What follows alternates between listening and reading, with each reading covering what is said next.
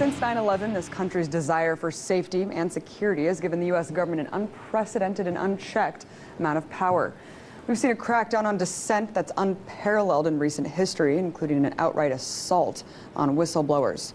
Obama alone has already charged 8 people with espionage under a law drafted during World War I that was designated for foreign spies.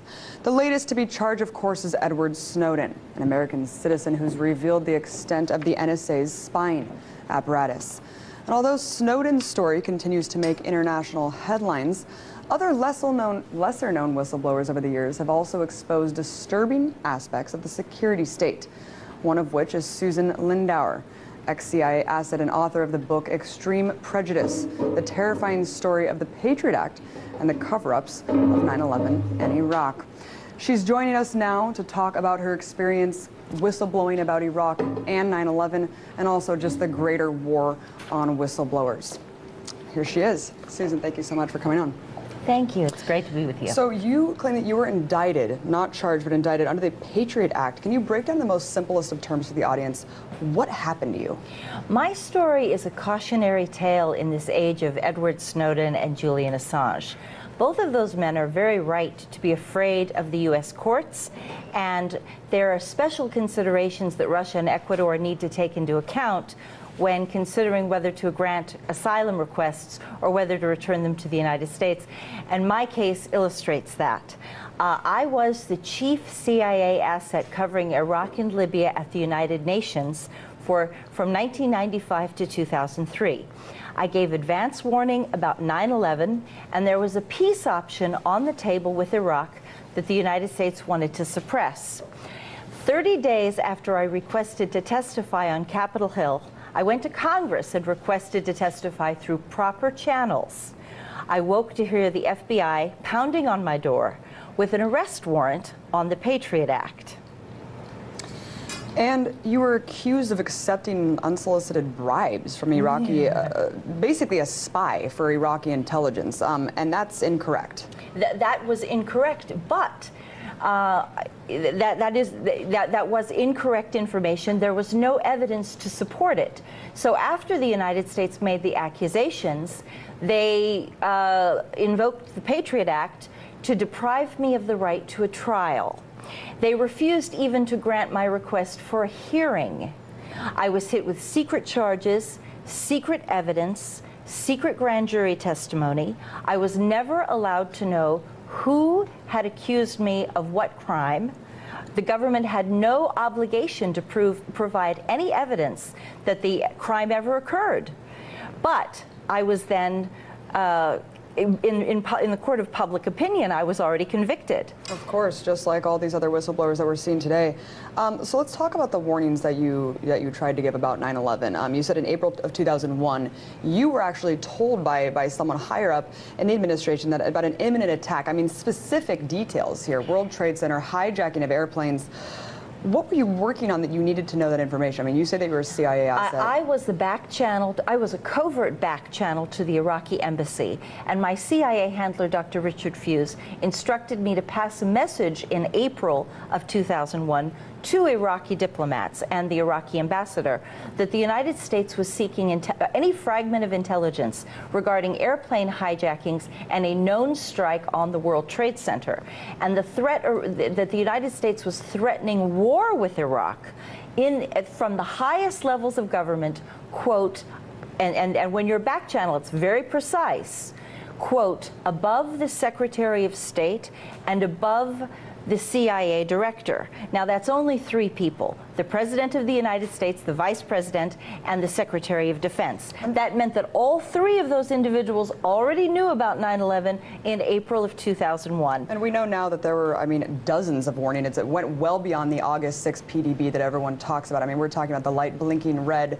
for months and months. Yes. Susan, my question, I guess, if people knew specifics, I mean, we're talking about specifics, not just warning bin Laden, attack impending. Why didn't more people call out the government's total plea of incompetence after the fact?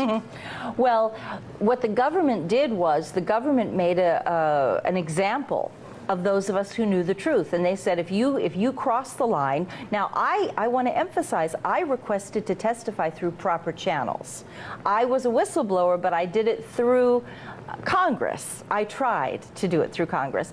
And a lot of whistleblowers are citing my case as evidence that going through the proper channels is not going to work and is not going to protect the public or the whistleblower. It makes no difference. If the government feels threatened, they will attack you, even if you're doing everything right. So why not make sure that the public has the information? So you're saying if you'd known about the Iraqi peace option, the whole world could have stopped the Iraq War. Well, of course. So yeah, you were trying to broker peace between Iraq as this liaison for the government. And so are you saying that the government purposefully allowed 9/11 to happen, made 9/11 happen? Yes. And that they were not Absolutely. interested in avoiding war with Iraq at all? They had already decided that if the 9/11 conspiracy maximized damage on the towers, that there would be a perfect pretext for war. And they were overriding, Iraq's response to that was to invite the FBI to send a task force on terrorism into Baghdad with authorization to conduct a pre-9/11 investigation. Iraq said, if you think that there's evidence here, come get it. We want to help you because we want to preserve the peace option. Well, what's weird is why didn't they tell you to go try to broker between Saudi Arabia or Afghanistan? I mean, they knew that bin Laden was involved in the PDB and the briefings. Why Iraq? It seems so non sequitur. Yeah, oh, exactly. There was no, and Saddam Hussein was one of our best sources on terrorism intelligence. Right. Throughout the 90s, Iraq was very afraid of the Islamic jihadis who might destabilize the secular regime and take advantage of the poverty caused by sanctions to try to bring about some Islamic revolution. So Saddam was very eager to help identify terrorist conspiracies, and he saw that as a strong point of his administration, that he could reach across the table and keep a line open to Washington. And that's what I existed to do, because even under sanctions, we still had to protect international security from terrorist threat. In light of the recent NSA revelation, Susan, I mean, you yourself were subject to really harsh crackdown from the government. I mean, even the author of the Patriot Act, though, he said that he never intended it to be used in the way that it is now. I mean, what do you think? When you're looking at everything that's happened over the last decade, did you foresee it ever getting to where it's gone and how pervasive it's become? I was the second non-Arab American ever indicted on the Patriot Act.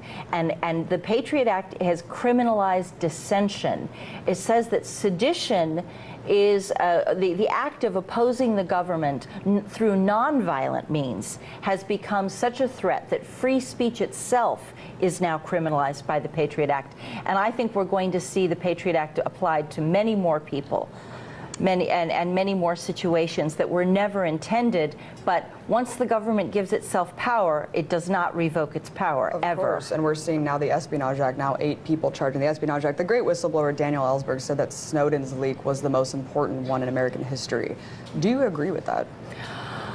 Or do you think that there's a lot more that we're not being exposed to? Edward Snowden appears to be a tipping point, and I consider that to be very valuable. A lot of what Edward Snowden has revealed is already known to those of us inside the intelligence community, but it's not known by the wider public. And he has forced this issue into the public domain, where ordinary Americans are now confronting the extreme surveillance that's going on.